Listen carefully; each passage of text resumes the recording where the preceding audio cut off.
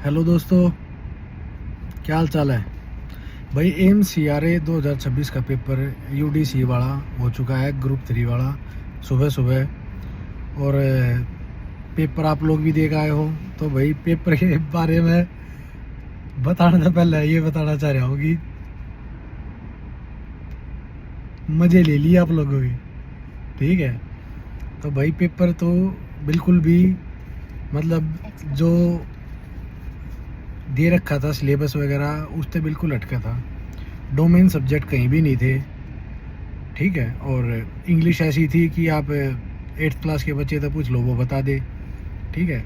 और मैथ भी बहुत इजी था, कुछ ऐसा खास मेरे को लगा नहीं। एक क्वेश्चन था वो CI वाला, ठीक है। उसमें बहुत सारे बच्चे या तो छोड़ के आए होंगे या करके आए होंगे, तो बहुत कम का मेरे को लगता है कि ठीक होगा, ठीक है। क्योंकि मिस्टेक की हुई, बहुत ज़्यादा कैलकुलेशन थी यार। 11/10 को कौन 8 बार मल्टीप्लाई कर रहा है, और इतना मतलब टाइम कंज्यूमिंग था, ठीक है। लास्ट वाले सेक्शन को छोड़ के। और भाई अब बात करते हैं सेक्शन वाइज। जो पहले 2 सेक्शन, वाह भाई वाह, क्या ही तो सेक्शन थे। मतलब ऐसा लगता था कि या तो कोई एक्स सर्विसमैन बैठा हो पेपर में, या तो पेपर उसका क्लियर हो, ठीक है।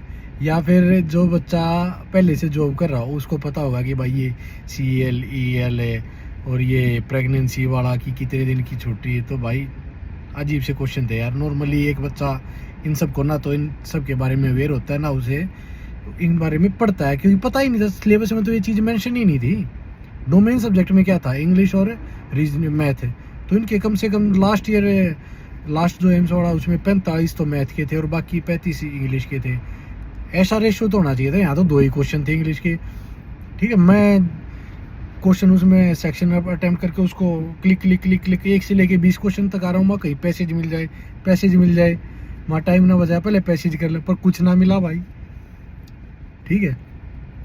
तो अगर क्वेश्चंस हैं बहुत सारे, जैसे भाई 2-3 GK क्वेश्चन थे, और वे भी देखना आप लोग 80% बच्चों के भी 2-3 क्वेश्चन भी गलत मिलेंगे। कारण है उनका, क्योंकि बच्चे 50-50 में थे, और 50-50 वाले क्वेश्चन बहुत ज़्यादा ही गलत होते हैं, थोड़े नहीं बहुत ज़्यादा गलत होते हैं, ठीक है। वो अंडमान निकोबार वाला था, ठीक है। और जो वोल्केनो का इरेप्शन हुआ है वो वाला क्वेश्चन भी कहीं पे आप ऑनलाइन सर्च करोगे तो चारों ही तो है, जो चारों ऑप्शन में है चारों के नाम मेंशन है, ठीक है।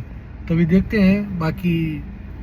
और पहले 2 सेक्शंस, मेन तो यार 2 सेक्शंस है जो जिनमें बच्चों को परेशान कराया है। मैं तो एग्ज़ाम हॉल से निकलने के बाद माँ भाई ये क्या ही तो दे दिया।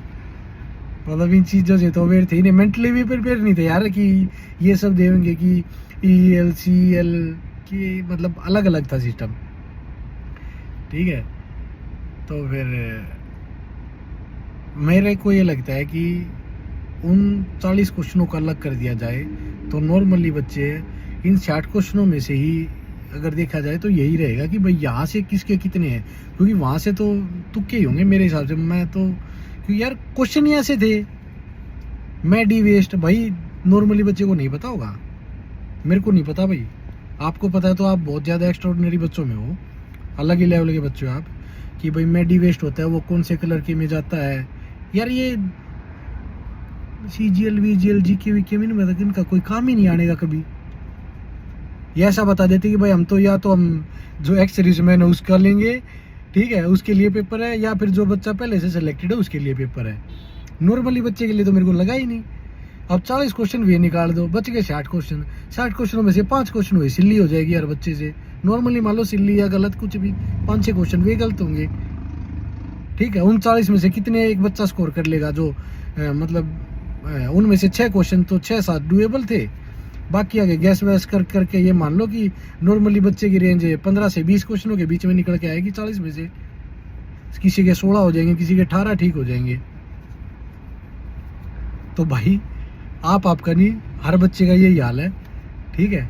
और हाँ, इसके बारे में और ज़्यादा डिस्कशन करेंगे, कट ऑफ वगैरह के बारे में कि भाई कैसी है क्या नहीं, कितने, और थोड़ा और एनालिसिस करके उसके लिए कमेंट बॉक्स में सभी बच्चे अपना अपना बताओ कि कितने क्वेश्चन अटेम्प्ट किए हैं।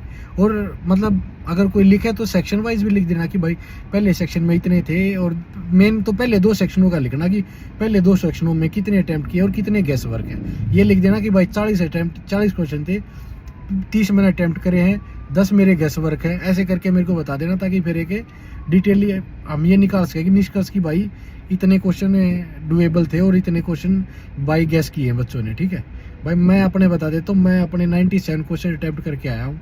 हाँ ज़्यादा है, पर ये नहीं भाई, लास्ट वाले सेक्शन तो पूरे किए हैं। ठीक है, फर्स्ट वाला था भाई, जो आप छोड़ देते तो वैसे भी सिलेक्शन नहीं होना था। ये बात तो लिख ले हो आपकी, 39 क्वेश्चनों में से अगर आपने क्वेश्चन बहुत ज़्यादा छोड़े हैं तो सिलेक्शन तो वैसे भी नहीं होना। तो भाई तो गैस वर्क तो लेना ज़रूरी था, इसलिए 97 क्वेश्चन अटैम्प्ट किए। और पेपर कैसा हुआ है इस निष्कर्ष पे तो अब तक मैं पहुंचा नहीं हूँ कि पेपर अच्छा हुआ है या नहीं। ठीक है, तो वो टाइम लगता है थोड़ा कि हाँ भाई प्रोसेस करने में कि भाई कितने क्वेश्चन, हाँ ये गैस वर्क वाले वो ठीक है या गलत है, याद आते रहते हैं, उनको चेक करते रहते हैं।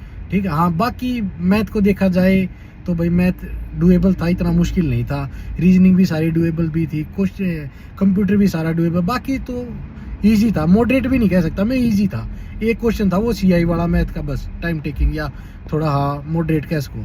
बाकी तो कोई क्वेश्चन भी नहीं लगा मेरे को ऐसा कि भाई जिसमें बच्चों ने कुछ किया हो। हाँ सिल्ली मिस्टेक हो सकती है, क्यों, क्योंकि पहले 2 सेक्शनों ने बच्चों को मतलब ऐसा कर दिया यार, ये की है, परेशान कर दिया। और टाइम इतना बच रहा था कि माइंड बहुत ज़्यादा रिलैक्स हो गया, माइंड अटेंटिव नहीं रहा बिल्कुल भी।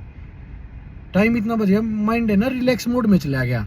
मैं अपना एग्ज़ाम हॉल में जाने से पहले मतलब प्रिपेयर होके गया था कि भाई पहला जो है ना वो थोड़ा इजी आएगा, तो मैथ को मतलब माइंड को ना थोड़ा प्रिपेयर रखना है कि जो दूसरा सेट दूंगा उसके लिए कि भाई अटेंटिव रहना कि पेपर आगे लेंथी आएगा।